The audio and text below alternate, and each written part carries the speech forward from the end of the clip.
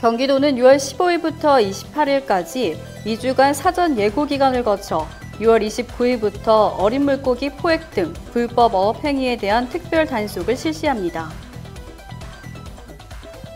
경기도는 12일 대북전단 살포 행위를 도민의 생명과 안전을 위협하는 행위로 정의하고 김포와 고양, 파주, 연천 지역 내 접경 지역을 위험구역으로 지정하고 대북전단 살포자의 출입을 금지한다고 발표했습니다. 용인시는 용인시민체육공원에서 우수기업이 양질의 일자리를 걸고 열리는 올해 첫 일자리 박람회에 주식회사 다우기술을 비롯한 관내 56개 기업이 인재 채용에 나선다고 밝혔습니다. 포천시는 지난 10일 포천 반월 아트홀 대극장에서 6.15 남북 공동선언 20주년 기념 평화 토크 콘서트를 개최했습니다. 경기도는 11일 경기 서북부 지역의 교통난 해소를 위해 서부광역철도 국회의원 모임과 간담회를 갖고 서부광역철도 원종 홍대선의 조기 추진에 힘을 모으기로 했습니다. 자세한 소식은 잠시 후 뉴스에서 전해드리겠습니다. 시청자 여러분 안녕하십니까? 신동아방송 경인TV 뉴스 권민아입니다. 경기도는 이재명 경기도지사가 언급한 이제는 바다다의 일환으로 6월 15일부터 28일까지 2주간 사전 예고 기간을 거쳐 6월 29일부터 어린 물고기 포획 등 불법 어업 행위에 대한 특별 단속을 실시합니다. 경기도에서는 꽃게 금어기 기간을 고려해 오는 29일부터 8월 20일까지 안산, 화성, 시흥, 김포, 평택 등 연안 5개 시군을 대상으로 민생특별사법경찰단과 시군 협조 아래 불법 어업 일제 합동 단속을 실시할 예정입니다.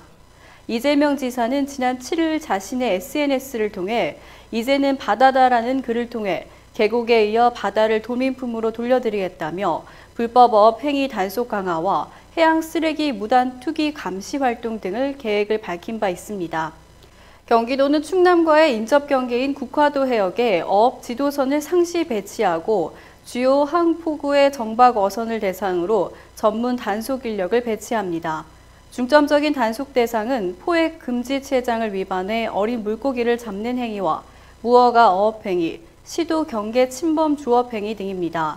불법 어업 적발 시에는 수산관계법령 등에 따라 최고 3년 이하 징역 또는 3천만 원 이하의 벌금에 처해지고 어업 허가 취소, 어업 정지 등 행정처분도 받게 됩니다.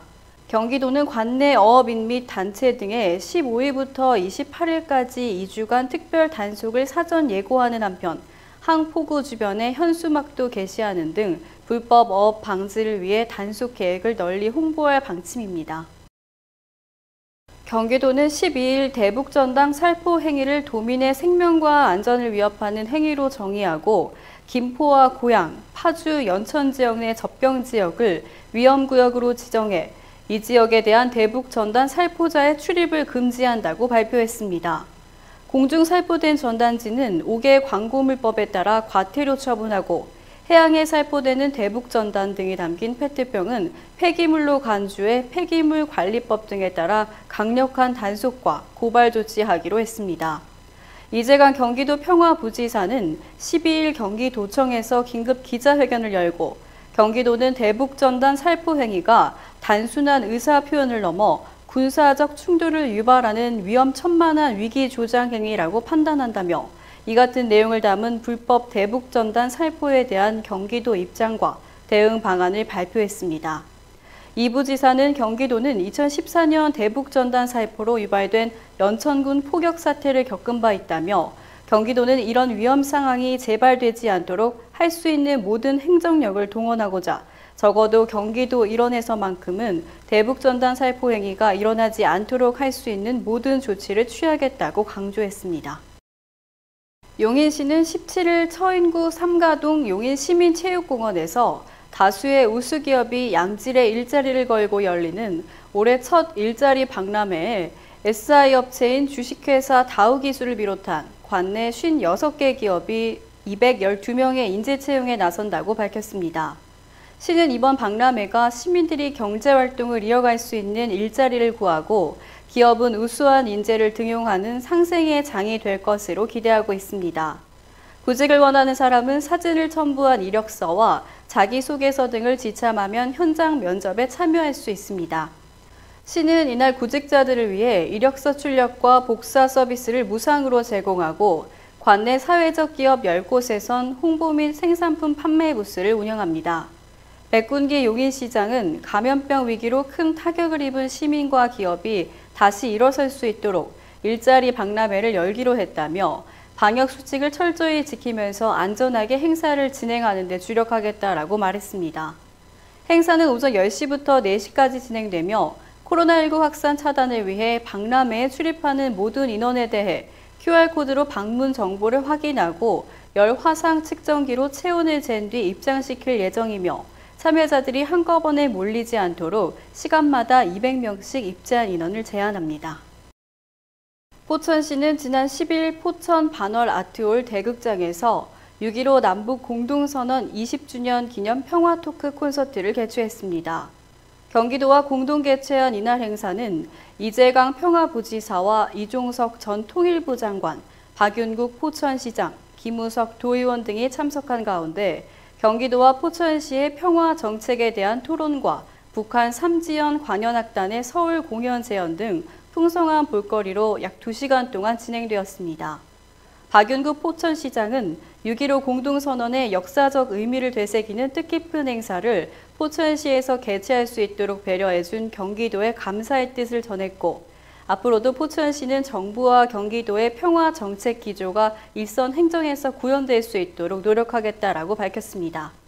이날 행사는 코로나19 확산 방지를 위해 무관중 온라인 생중계로 진행됐습니다. 경기도는 11일 경기 서북부 지역의 교통난 해소를 위해 서부광역철도 국회의원 모임과 간담회를 갖고 서부광역철도 원종 홍대선의 조기 추진에 힘을 모으기로 했습니다. 서부광역철도 국회의원 모임은 서부권의 부족한 도시교통 인프라를 보완하기 위해 서부 지역 주민들의 교통 편의를 제고하기 위한 모임으로 국회의원 서울 강서갑 강선우 의원과 부천정 서영석 의원, 서울 양천을 이용선 의원 등이 참여하고 있습니다. 서부광역철도는 부천 원종에서 출발해 서울 강서구 하곡동, 강서구청역과 가양역을 거쳐 상암 홍대 입구를 연결하는 노선입니다. 제3차 국가철도망 구축 계획에 처음 포함된 노선으로 2016년 국토교통부가 처음 발표했습니다. 서울시에서 2018년 4월부터 2019년 12월까지 타당성 조사를 실시했고 지난 2월 국토교통부에 예비 타당성 조사를 건의하기로 관계기관과 협의를 마쳤습니다. 이날 간담회 참석 의원들은 부천 대장 신도시 성공적 조성과 부천 서울 간 통행시간 단축 및 고양시 양천구 마포구 지역의 상습 차량 정체 문제를 해결하기 위해서는 원종 홍대선 서부광역철도 건설이 절실하다고 말했습니다. 이상으로 뉴스를 마치겠습니다. 시청해주신 여러분 고맙습니다.